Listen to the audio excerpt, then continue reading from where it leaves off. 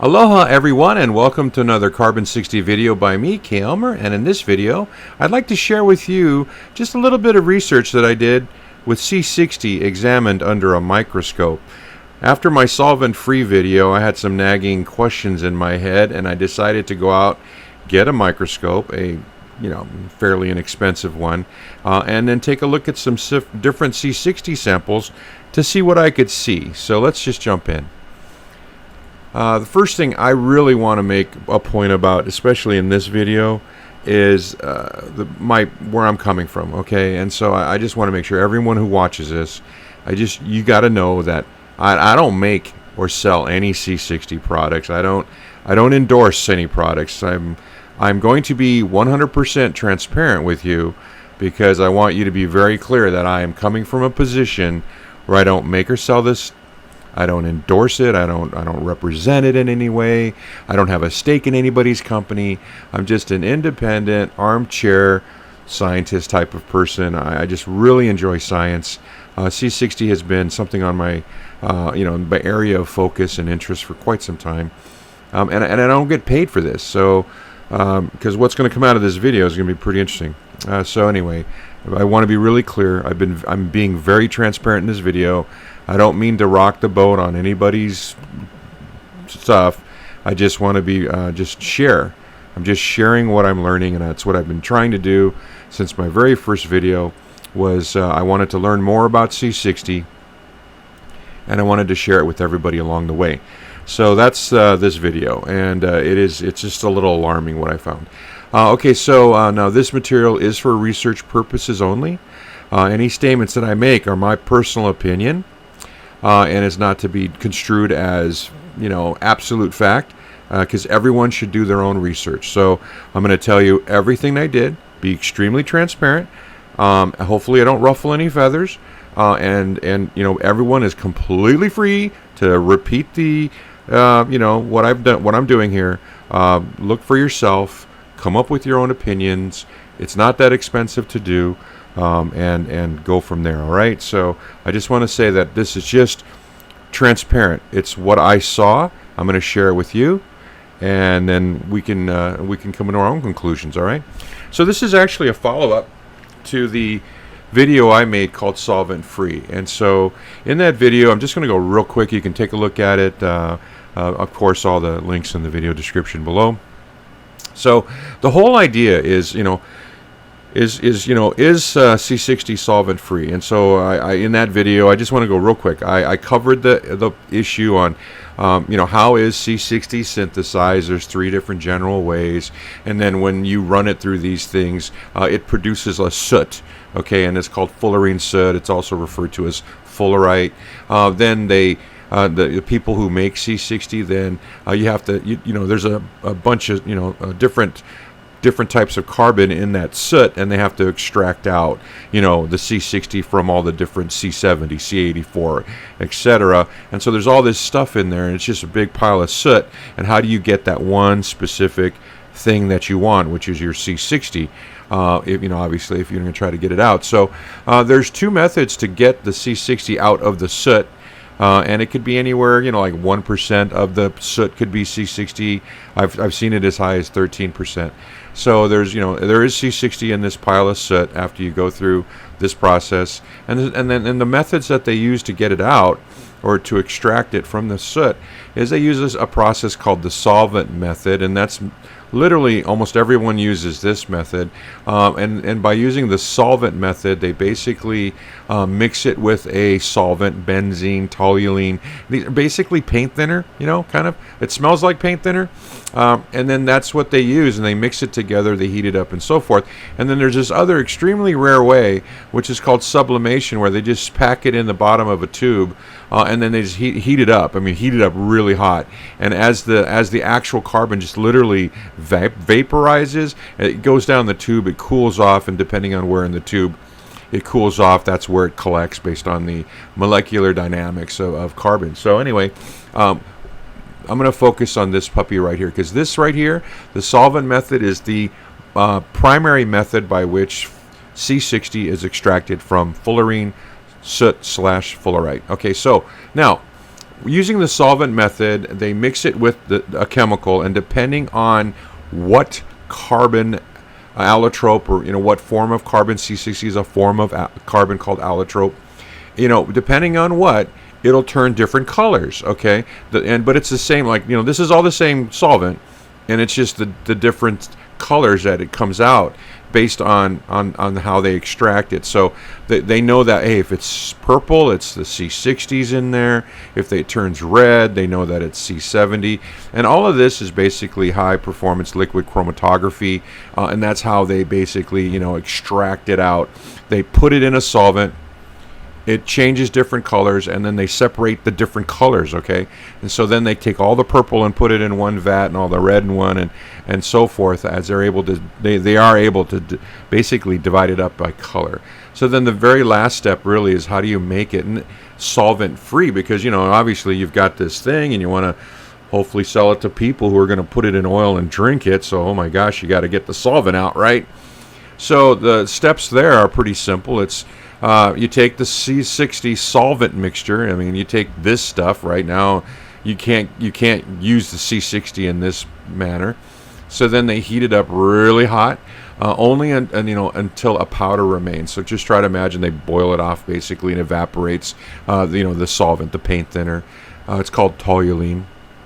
And then they take that powder off the bottom, that's all that's left over after the solvent evaporates off. They take the powder, they wash it in ether, which is less of a toxic chemical than the paint thinner, obviously.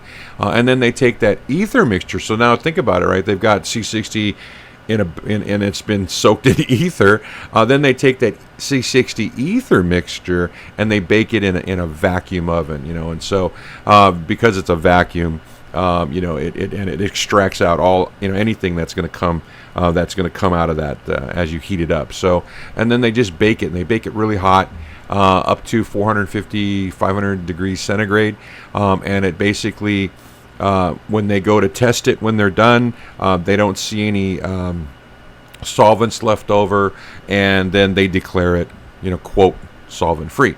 So now the point of the last video on solvent free was that I had discovered or run across, sorry, weird word. I ran across a couple of studies that basically went and studied the C60 powder that is produced by these manufacturers. And one of the studies came out of a book called Physics and Chemistry of Fullerenes and Derivatives. It's on the internet. You can go to page 48 and read this study. And the basis of that study was simply that, hey, this one group of scientists took a commercially available C60 powder that people are using in oils, right? At the time that they did it, it was a long time ago. So, at that time, what was being produced is what they studied. I want to be clear about that. In today's time, maybe 10 years later, I am not aware, and I don't think anyone could claim that they're actually, extracting it differently. It's the same process to get it out of the soot. Using solvents has continually been the same process. But if I am wrong, then, by all means, right? Please correct me. But the process that they used to create a commercial product back in the day that they did this study, maybe 10 years or so ago, they bought commercial C60, they put it in an oven, and they baked it up. And this is your vacuum oven process right here. And so as they baked it, they took pictures of it. They were examining it with all the different tools they had. And then, at under 300 degrees, they didn't see any sign of toluene. And then what happened was after they got past the point that the vacuum oven process would have covered, so as they're doing this, okay, these guys then, they do their thing, they stop, they look at it, and they go, hey, nothing's there. Well, they corroborated that statement basically by saying, hey, yeah, we don't see nothing. Right here, we don't see it either. So, hey, everyone's good to go. They package it up and sell it. Okay, but then what they did was they kept heating it, though, to see what would happen. And so after it got past 500, and right around in here, right at the point where these vacuum oven processes stop, and if you just keep going, then that's when these scientists had discovered that there was toluene in the C60, and there was also benzene in it, and that these substances were present in the sample. and they peaked around 600 for toluene, around 700 for N-benzene, and so forth. And then after 650, the C60 changed into a form that became insoluble and useless. So what was interesting about this was that they kind of found out that this process works only if you live in this world. But if you keep heating it, you didn't get it all out because you didn't keep heating it. And so you really should be heating it up to 650.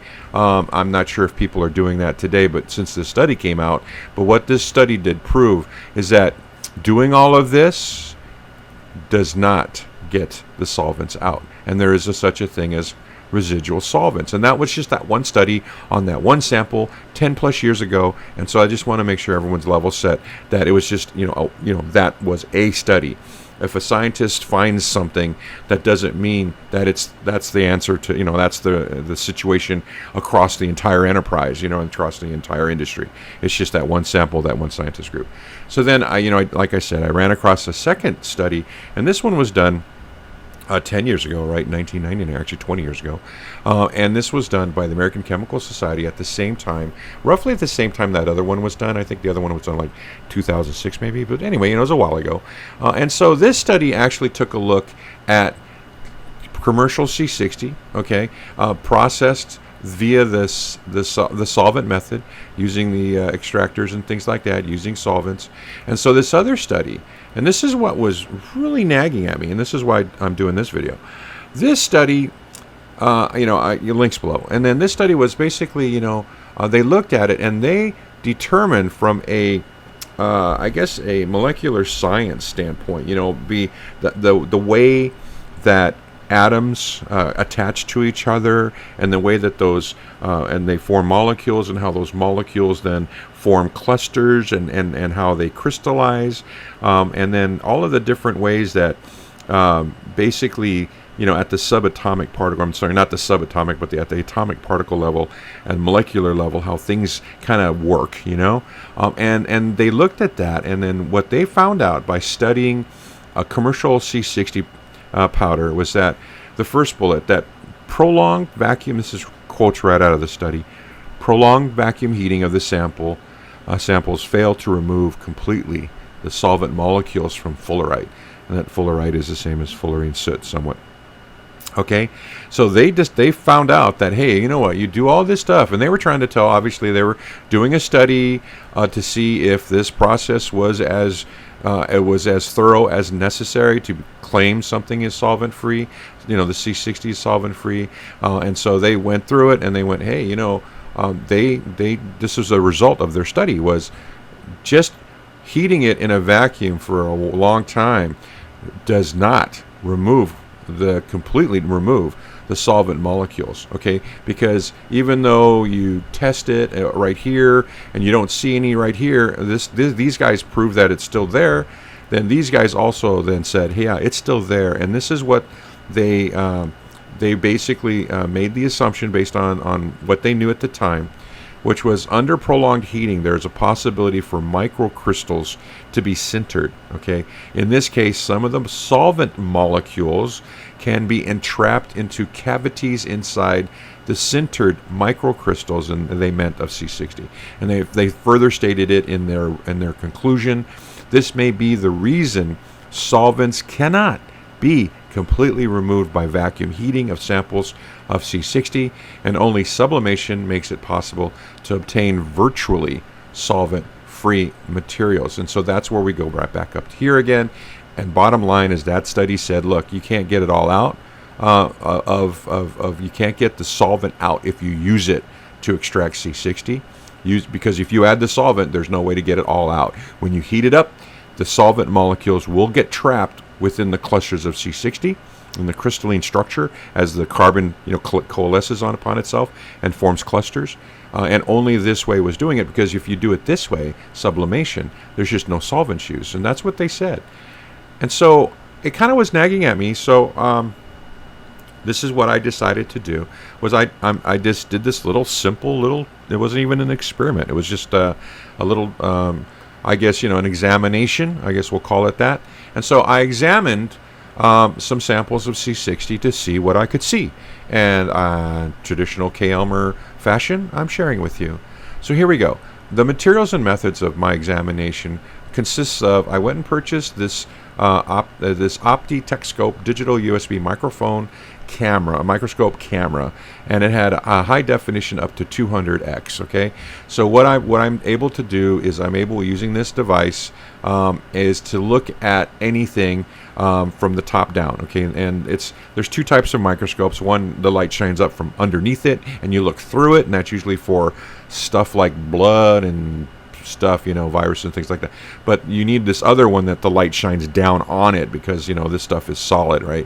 And so I got this little guy right here.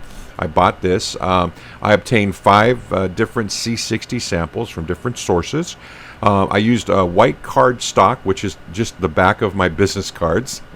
And then I just have this little tiny little lab spatulas, these little tiny stainless steel spatulas that you can use to move and work with samples, little tiny samples of stuff. And that was it. And I'll show you a picture of what it all looks like. Unfortunately, I'm having problems with my camera, and I can't show the video of me doing this. So, but it's pretty So I'm just going to skip it because it's so simple. I put a little itty bitty speck of a C60 sample on the back of a business card. I took a picture. So the first picture you see, will be C60 on the back of a business card at 200x microscopic view. Okay, and then the second picture is when I took the spatula. It's a little tiny spatula, a little stainless steel spatula, and I just pressed down on the sample and then smeared it. Okay, that's it. And then I took a look at the smear, because this was the thinking. If these guys said that solvents get trapped inside the crystals, okay, of C60, because C60 isn't individual molecules. Like, there's this one product that looks like that, but it's not. You can't just buy like a little vial of individual molecules, because carbon doesn't work that way. Most stuff doesn't work that way. I mean, carbon, like anything else, it has an electrical attraction to itself, and so it's going to stick to each other. So everything sticks to each other, and then what you see by the naked eye are the clusters, right? I mean, just try to imagine that for C60, the molecule is 1 nanometer, and put that in perspective. You line up, or you take C60 molecules and you make a line of them. It would take 100,000 C60 molecules to span the width of the average human hair. That's how small it is. So if you can see it, you're looking at gigantic clusters of it at a molecular level. I mean, we're talking just millions and millions of molecules stuck together just so you can see a tiny itty bitty grain of it. Okay, so that's keeping that in mind. So I figured, well, if I just smear it and crush those, crush the crystals, just smear it on the back of something white, maybe I could see something, and that's what I did. So let's start. The very first sample is a 99.95% purity C60 from SES Research. It was acquired, I'd say, about 6 months ago, before they started putting out a browner product. This was probably the last few runs of their black product. And so on the left side, you'll see a picture of what it looks like, and this is the thing that I discovered, because I just want to, disclaimer here, I'm just a regular guy who bought a microscope, so I had a lot of challenges using this puppy, because I didn't think about it from the standpoint of, it's like you're using a satellite and you're trying to look down on a mountain, and so this right here is like the tip of the mountain, but because it's a little pile of powder, you can't see, it's like the way the camera focuses. You can see what's closest, but you can't see what's far away, and that's why these pictures are all fuzzy. So, that's kind of how this worked out, and I learned this as I was going, and I had to do a lot of, dinking around to get as good as pictures as I could. That's why I'm encouraging anyone else that is interested, please, do it yourself and see what you can see.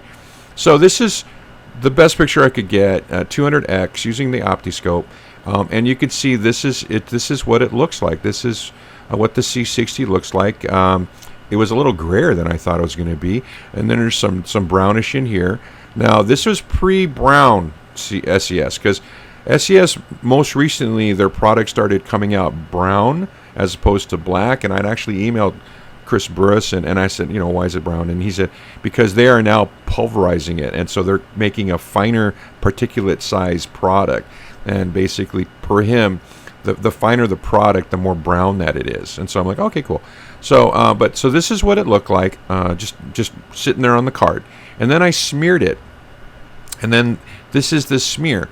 So you can see that there remains some black in here, and then y'all can see this. There's this amber colored particulates, and then there's also brown particulates in here. So I'm going to blow this puppy up so you can see it just a little bit closer.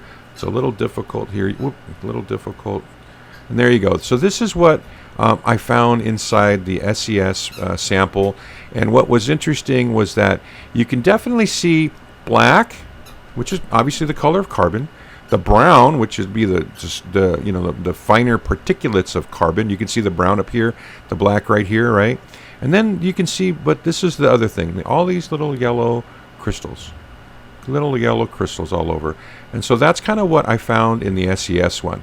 And I'm not here to say what these are because I have no way to tell you what it is. I want to make that so clear. I don't know what all of these different things in here are. It's supposedly solvent-free C60, but this is what's in it when you squish it and you smear it across the card. Okay, so that's that picture. And the next one is an undisclosed source, but it was 99.95% C60 validated by Solaris. And this was actually came out of the first batch of bulk C60 that the Telegram C60 chat group co-op acquired. And the reason the source was undisclosed was quite simply the individual that was able to get us such a good price on it, which was I think $120 a gram. They didn't want to disclose their source because they had basically cultivated the source, and they didn't want to give it away and have to share the source with people. So, and I respect that. And so, but we did, like anyone else, we're like, okay, well, is it really real? And so samples were sent to Solaris, and Solaris verified it with HPLC that this is C60. So that's why it's an undisclosed source, but it was 99.95% C60 validated by Solaris. And so here's what it looks like. It's very brown. It looks like it's what's really interesting is that they all look different. Now this one, it's really, really, really brown, but it looks really like way more granular than the SES sample. But then when smeared, it was like really, really, really full of these. Again, you can see the sample of this inside the smeared. You can see all of this yellow crystals. You could see the brown, and of course you could see the black. But if you take a look, at these, like if I could, it's hard to do side by side, but it's almost as if this one has even more so the yellow stuff in it than the SES sample. So that's what that looked like. Now, sample 3 is the MTR, and so they are one of the few, along with I think Sigma Aldrich, where you can get samples of Sublime. So they advertise this as sublimed, and so under a microscope, you look at the absolute utter difference in how this C60 product look. It comes out as little, like BBs, little pebbles, and that was really interesting to see that C60, because it was like, wow, that really looks really cool. But when I smeared it and I smooshed it, then this is what it comes out to looking like. So this was what they is claimed to be and advertised as sublimed. So what's really interesting here is that there's a lot more black, clearly. But then there is still these amber colored crystals within the sample. And so, you can start to form some conclusions, or not, at least not conclusions, but some opinions about, like, what is that stuff? But then you look like, okay, I'm sorry, right over here in this corner, I noticed that, it was like, that looks like just all carbon, right? That is all carbon. It's like one of those little pebbles got crushed and there was nothing in it. But here's the point about my whole, examination was, when you crush these little crystals or these little pebbles or whatever you're looking at, you know, there's stuff inside of them. That's my whole point right here.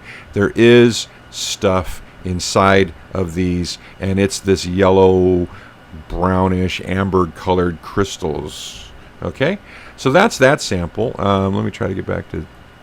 Okay, so that's what that looked like, and then now the next sample, sample number 4, and you might find this interesting, but Bob Greska was actually very gracious enough to give me an actual sample of his powdered C60. I wanted to include it in this examination because, quite frankly, it's a little his product has been looked at, quite negatively by a couple of his competitors. So I decided, well, let's take a look at it as part of this sample because I'm going to compare them all. Why not? And surprisingly, he gave me a very small sample of his powder because you can't get his powder. You just can't get it. He only sells, C60 in with sunflower oil, right? So I got some of his powder, so I could, kind of do your comparison here, and then under a microscope, the powder just looks kind of like it just, when you look at it, what do you think? The first thing I think of is it looks exactly like I would think when you said carbon. It's just clusters of black stuff, and so you can see little tiny itty bitty pieces and easy big giant, crystal size. And then when I smeared it, this is what it looks like. Okay, so when I'm smearing it, there is nothing else in there. And you remember now, everyone says, they're all 5 manufacturers are saying there's our solvent free. But here you go. Here you have a product that says, hey, it's solvent free, and there's nothing but the white is the the business card, and the black is obviously carbon. So this was really surprising because I did these in order, and so when I got to this one, I was like, whoa, there is nothing in here. There really isn't anything. It's just black. So that, and all of these are data points. Put them together, connect the dots however you wish. This is all, basically I'm just sharing what I found. But yeah, I thought this was amazing that there is just carbon. It looks like carbon. It's carbon, right? And there's nothing else in there. There's no other color. There's no other crystals. There's no crystals at all. It's just carbon, right? So, and so here you go. That was interesting. I'm sure there's tiny itty bitty mic. At 200x, you really can't get into it. Okay, so the fifth sample is a sample from Red Lion, and this is the Red Lion, their newest C60. A year ago, they were outsourced, where they would buy a third-party product, pulverize it, and sell it, and make oil with it, and then this year, they are actually producing their own C60 in their plant, and then they're taking that and pulverizing it and making product with it. So now it comes in ethanol. Okay, that's the 200 proof alcohol. It's the kind you drink, and so it'd basically be like 200 proof vodka or something like that. Everclear, you name it, but that's what it comes in. And so, because one of the tricky things about this product here and this product here, so you've got the Greska C60 and the Red Lion C60, is both of these two, as opposed to the other 3. Not only do they advertise that they're solvent free, that's the new puppy. Not only do they advertise that it's solvent free, but they also advertise that they sell it in a monomolecular form, and meaning that the particulate size is way smaller than you would normally get in a commercial grade C60 powder. And in other words, it's pulverized, it's crushed, and it's very, very small. So, so how Greska sells his product, he sells it basically, suspended in sunflower oil, and then how Red Lion sells their monomolecular pulverized C60, they sell it in ethanol, and then I have videos about what to do with it. So now what I did is that when you buy it, you get this big syringe and this little tiny black cap that seals off the tip of it. And so this is how because how are you going to do this, right? It's not a powder, it's a liquid. So I took the cap off, and there was just a little bit of residual C60. There was some C60 on the end of the cap, and I just put that down onto the business card. Okay, that's what I did, and I just rubbed it off on the business card, and then I put the cap back on the syringe. And so this is what the C60 looked like at 200x. It's really black. There's a lot of little white shiny things in here. You can just see them.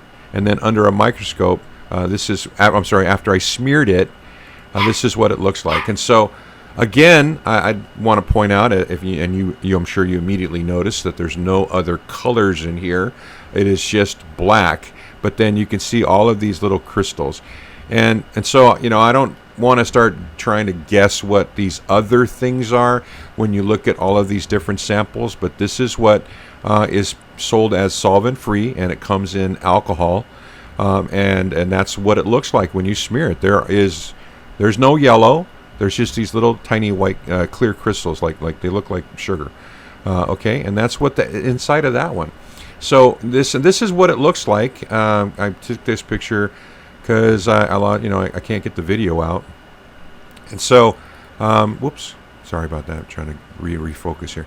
So this is what the 5 samples look like. I put the sample here, smeared it, took a picture before I smeared it, took a picture, and then I went to this one. This came out of the Co-op MTR sample, the Greska sample, and then the Red Lion sample. So this is what the back of the business cards look like when I was done, and how I got the pictures using my little USB camera.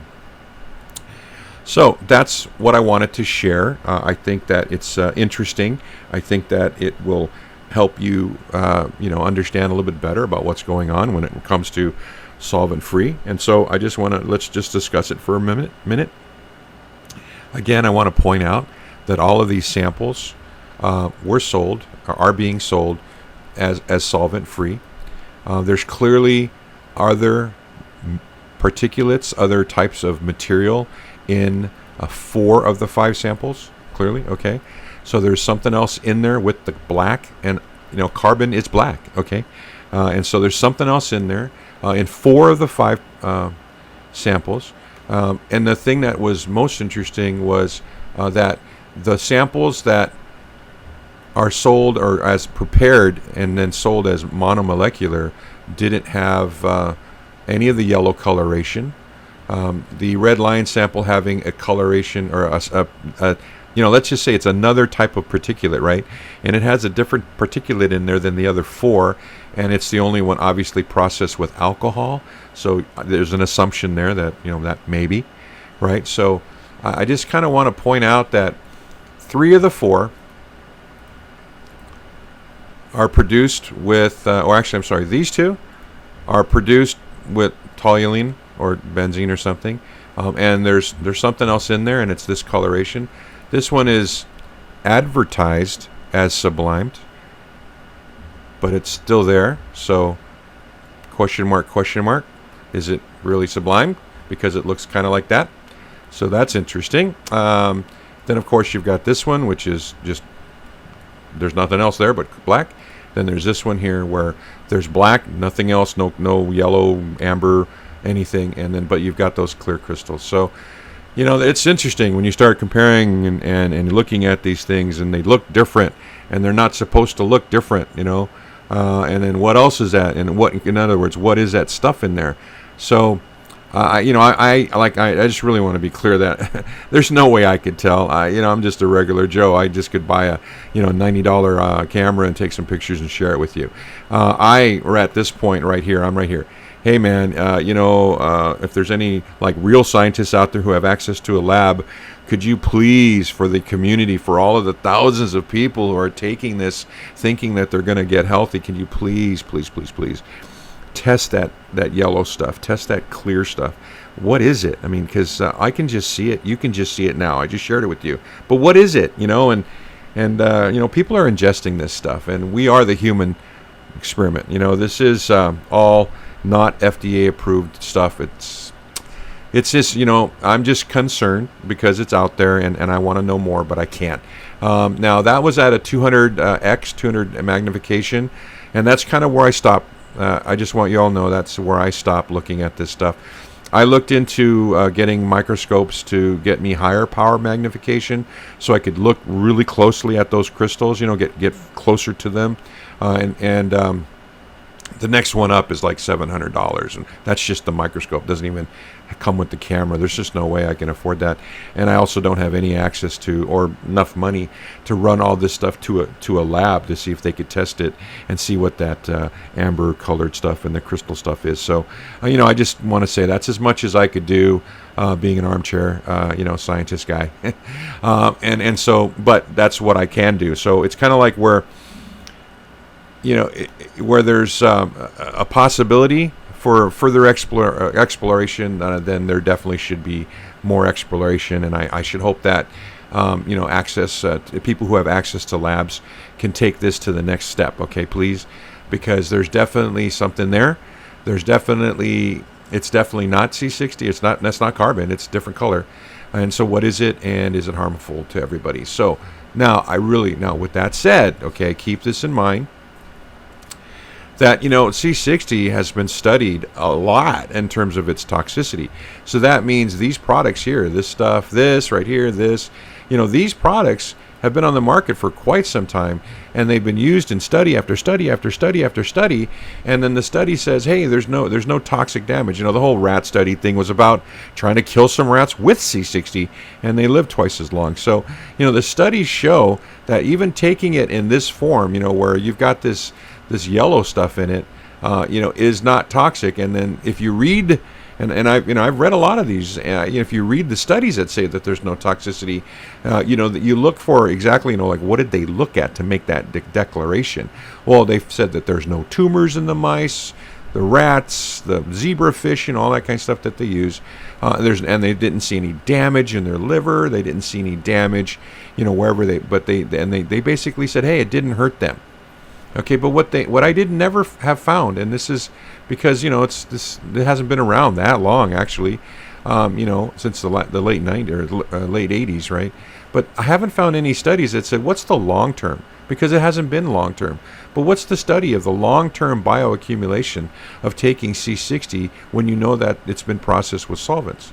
That hasn't been studied. So, and they didn't study like let's go through the brain and see how much of the salt. They didn't look for the solvents in the brains, in the livers, and so forth.